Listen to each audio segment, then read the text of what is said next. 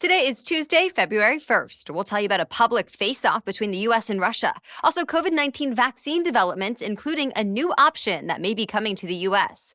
Plus, where Americans are bracing for another winter storm. A new owner for the popular game Wordle. And today begins the Year of the Tiger, how people around the world are celebrating the Lunar New Year. Welcome to The Newsworthy. All the day's news in around 10 minutes. Fast, fair, fun, and on the go. I'm Erica Mandy. Thanks so much for being here. You ready? Let's do this. The U.S. could soon have a fourth COVID-19 vaccine on the market. Not a fourth dose, but another vaccine option. Novavax is the latest company to apply for FDA authorization. Like the Moderna and Pfizer options, the one from Novavax comes in 2 shots, and they're spaced 3 weeks apart. But it is made differently, so it could be helpful for people who are allergic to the materials in other vaccines. In late-stage trials, the Novavax option was about 90% effective at preventing COVID-19 cases with symptoms. And the most common side effects reported were the usual ones we've seen before: fatigue, headache, and muscle pain. Those trials actually happened before the Delta and Omicron variants were common, but Novavax insists its shots should still work against the newer versions of COVID-19. And it's working on a booster now. The Novavax shots have already been authorized in other parts of the world.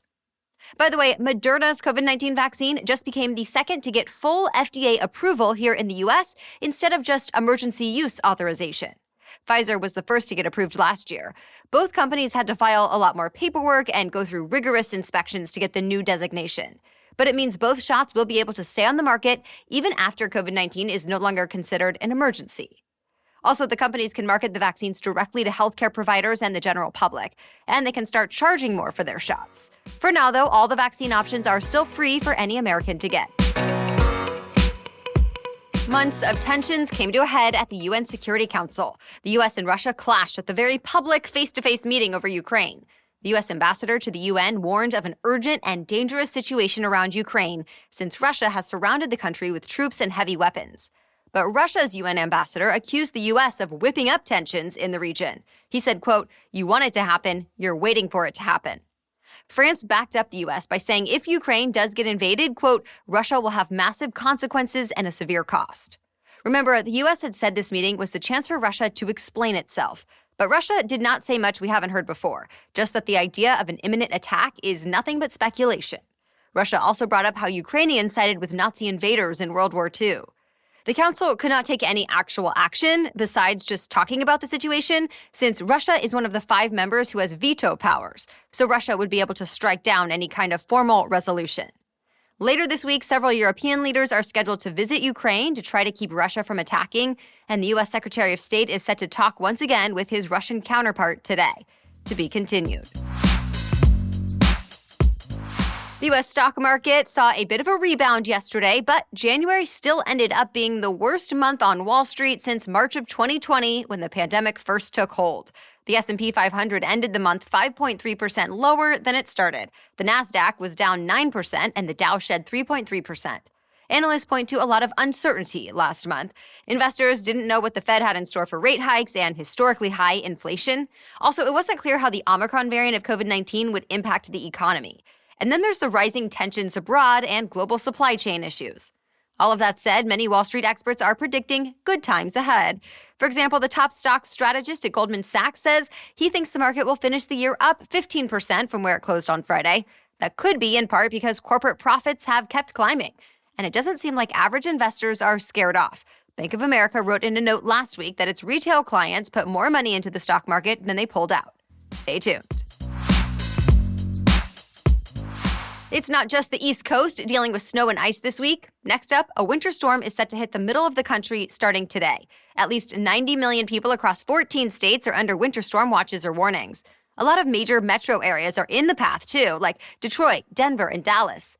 It is expected to start tonight from the Rockies into the Plains and parts of the Midwest and Great Lakes.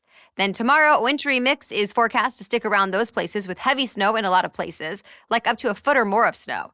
Then snow, sleet, and ice could extend as far south as Oklahoma and northern Texas tomorrow night into Thursday.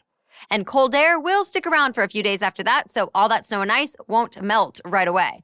So the Weather Channel says if you have travel plans anywhere from North Texas to the Midwest, be ready to cancel them.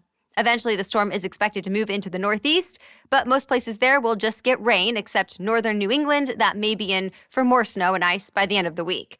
As always, the exact path of the storm could change, so meteorologists suggest staying weather aware all week. More news is still coming up, but first let's take a quick break to thank our sponsor. When it comes to looking good, Stitch Fix has you covered. Say goodbye to wasting all your time and energy on endless browsing online, and hello to fresh picks curated for your taste and your size. Whether you need date night dresses or cozy loungewear, Stitch Fix can help refresh your look. And you have options. For the least work on your part, just schedule a fix and a stylist will send you 5 pieces that fit your style, size, and price range with no subscription required. Keep what you like and then return the rest. I love this option because you can actually try things on and get that extra help from a stylist.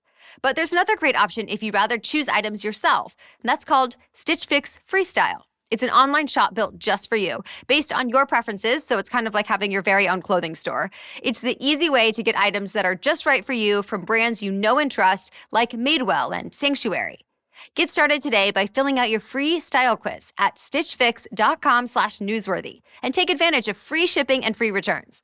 That's stitchfix.com/newsworthy to try Stitch Fix. stitchfix.com/newsworthy.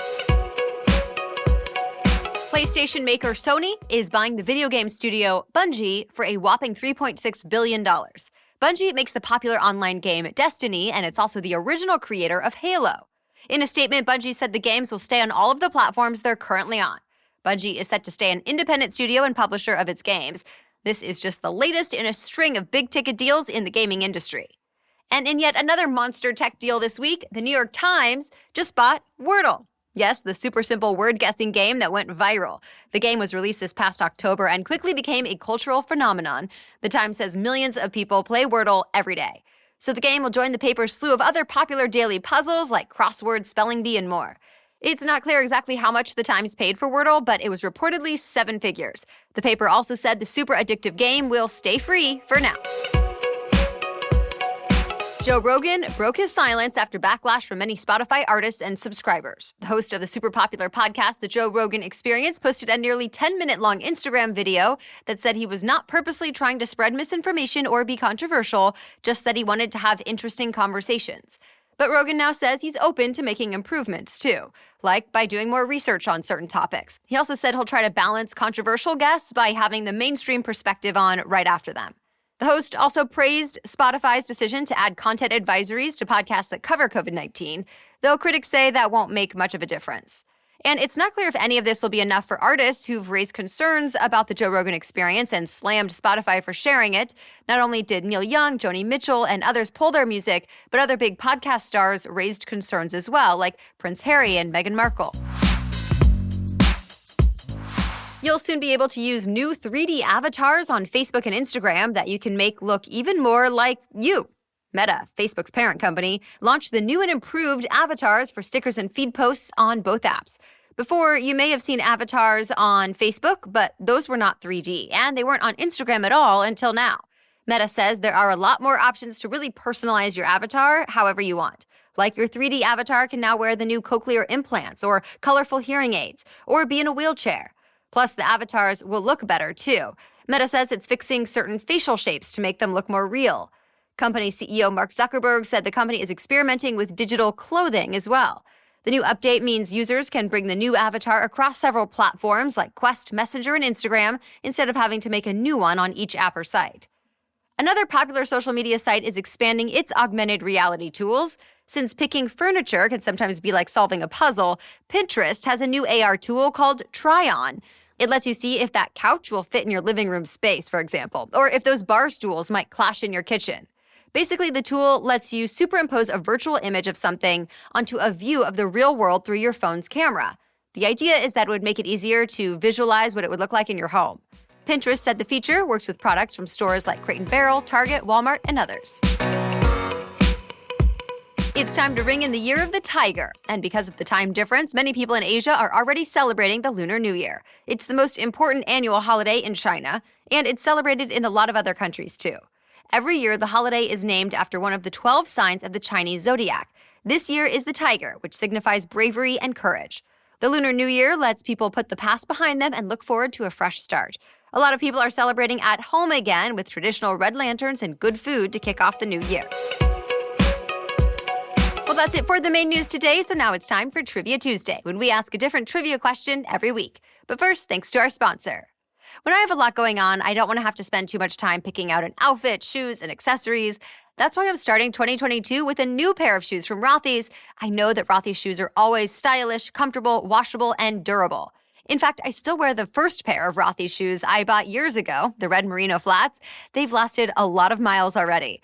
I also love the white sneakers I bought from Rothy's, and now I'm extra excited for the newest pair on the way. It's actually Rothy's best-selling shoe, the Point in Black.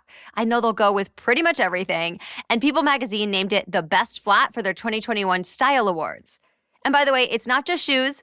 Rothy's also has stylish and washable bags, wallets, and other accessories. Plus, I love that Rothy's repurposes millions of water bottles into their signature thread that goes into every single one of their products. Hit the new year in stride with a fresh pair of Rothy's. New customers get $20 off your first purchase at rothys.com/newsworthy. That's ROTHYS.com/newsworthy. rothys.com/newsworthy. Okay, now back to Trivia Tuesday. Today's trivia question is, who was the first president to officially recognize Black History Month? You can answer the question and play along on Instagram. Just find and follow us at NewsworthyPod and look for the trivia quiz in our Instagram stories today. As for last week's trivia question, where is the palatine uvula, also just called the uvula, located? The answer is the throat. You might have wondered about that dangling thing at the back of your throat. You know, that soft flap of skin that looks like a droplet hanging at the back of your throat? Yeah, that's the uvula or palatine uvula. It's usually harmless and apparently a good thing to have hanging around. Doctors say the uvula makes saliva that keeps your mouth from getting too dry. It also keeps your food from ending up in the space behind your nose when you swallow. The uvula also helps you talk, especially for people who speak languages like French, German, or Hebrew. They use the uvula to make certain sounds. All right, thank you so much for listening today and sharing the show. We'll be back with another news roundup tomorrow. Until then, have a great day.